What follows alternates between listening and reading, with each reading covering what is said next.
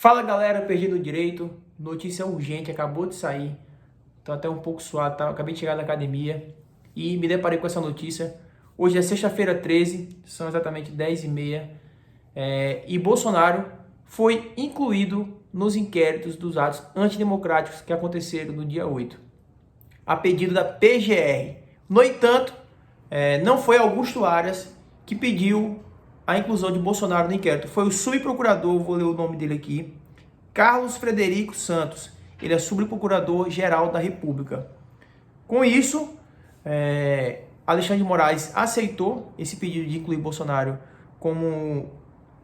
É até complexo dizer o que é, porque é um inquérito, né? É uma investigação, ninguém sabe. Só que essa investigação não é feita pela polícia, e sim pelo o próprio juiz, quem investiga. Enfim, é um pouco complexo saber a lógica jurídica dos processos de Alexandre de Moraes. Mas, se fosse seguir o rito jurídico, nesse exato momento ele seria réu. Porque quando há um indício que você cometeu um crime, a polícia investiga, ou seja, e inclui seu nome lá no inquérito. Então você está sendo indiciado. A partir do momento que ela conclui e envia para o Ministério Público, e o Ministério Público entende que você tem participação naquilo, e você está sendo denunciado pelo Ministério Público. E quando envia para o juiz, certo? Quando o Ministério Público apresenta a denúncia para o juiz, a partir desse momento você vira réu. Só que, nesse caso aqui, é 3 em 1, né? A gente não sabe. Tudo é uma coisa só no processo, é uma loucura. Enfim. Então, Bolsonaro pode se dizer que está sendo indiciado, denunciado e, ao mesmo tempo, é réu no processo dos atos antidemocráticos que aconteceram no domingo. Na decisão, Moraes justificou o seguinte: determinou que essa decisão foi baseada por uma postagem que Bolsonaro fez, na verdade uma repostagem. Alguém postou e ele repostou no Facebook um vídeo onde dizia que Lula não ganhou a eleição, que o judiciário que deu a eleição ao Lula, deu o poder ao Lula. Só que logo em seguida foi apagado. Provavelmente se foi alguém que administrou o Facebook dele, deve ter repostado e devem ter visto lá e mandou apagar.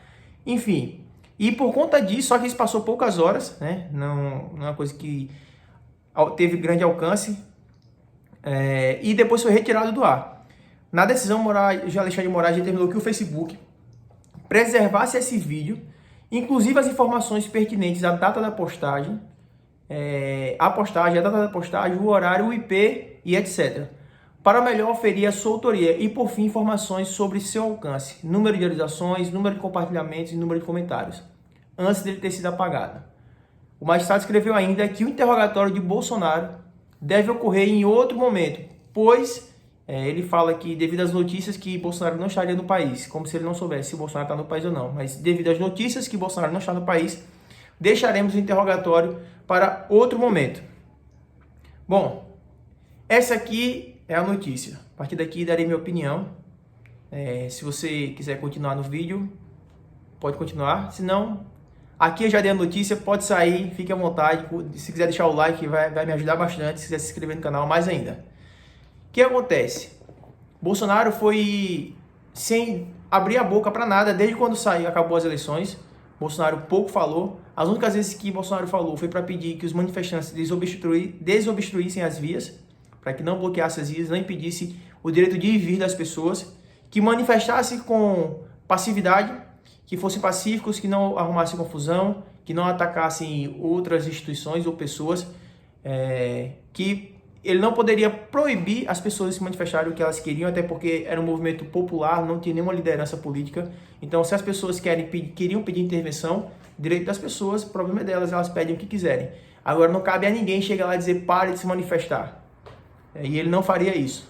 E ele não fez. Da mesma forma que ele também não incentivou.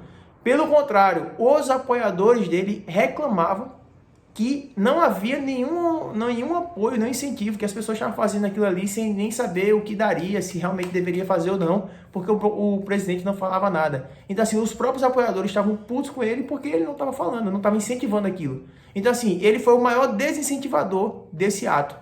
E mesmo assim, tentam colocar ele como culpado pelas manifestações antes do que aconteceu no domingo.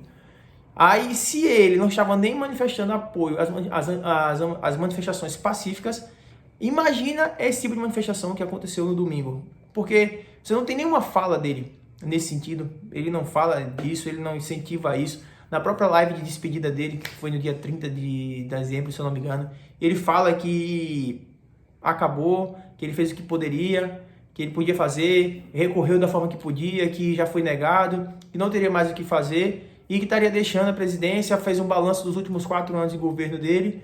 Então, assim, eu não entendo de onde as pessoas tiram isso. Na verdade, eu sei o porquê, mas não é porque o Bolsonaro deu motivo, e sim por vingança e, enfim, e outras coisas. Agora, interessante culpar Bolsonaro por isso, mas não culpar realmente quem está apresentando culpa, que é até então o Flávio Dino, que é o ministro da Justiça, pois ele foi avisado pela ABIN, foi avisado por órgãos de segurança do DF, pela polícia do DF, foi avisado até pelo senador Marcos Duval, que avisou que poderia haver depredação e invasão do patrimônio público, e mesmo assim ele sabia de tudo isso e não reforçou o contingente, não emitiu nenhuma nota à polícia para reforçar. Sabia que estava acontecendo, disse isso em entrevista que sabia que estava sendo diminuído, que teria sido diminuído o contingente um dia antes. Ele disse que sabia disso e mesmo assim nada fez. O pedido, uma pessoa que não falou nada, que não pertence mais ao poder, nem no Brasil está sendo indiciada como autor material, né, do crime. E o outro que estava aqui, que viu tudo acontecer, foi pedida a prisão preventiva dele pelo Nicolas Ferreira, que é o deputado federal de Minas Gerais. Foi pedida a prisão preventiva dele e o Alexandre de Moraes arquivou, disse que não faz sentido aquilo. Mas do cara que está calado, que está em outro lugar, nem participou de nada, esse faz sentido. Enfim, isso aqui é a minha opinião sobre essa situação. Se eu fosse Bolsonaro, eu viria para o Brasil. Eu viria para o Brasil e eu iria lá depor, não sei se é o Alexandre de Moraes que faz depoimento, se ele participa por videoconferência, eu não sei como é que é, se é na Polícia Federal, mas eu iria onde tivesse que ir e ficaria frente a frente com o Alexandre de Moraes e eu queria ver se ele realmente tem peito para prender, para me prender, né, se for o caso, se eu fosse o Bolsonaro. Eu queria ver se ele teria peito para prender o Bolsonaro. E fazendo, se ele teria peito para assumir as consequências disso. Porque muito menos que isso já aconteceu e já mostrou que não está servindo para trazer paz. O novo governo veio com a promessa de trazer paz e unificar o país, pelo contrário, está piorando a situação. Então eu queria ver se realmente Alexandre de Moraes teria coragem de prender Bolsonaro, sendo que nesse caso específico, ele não tem culpa nenhuma disso, né? Pelo menos publicamente, né? Agora, se descobrir que pelos bastidores ele estava articulando, aí é outra história.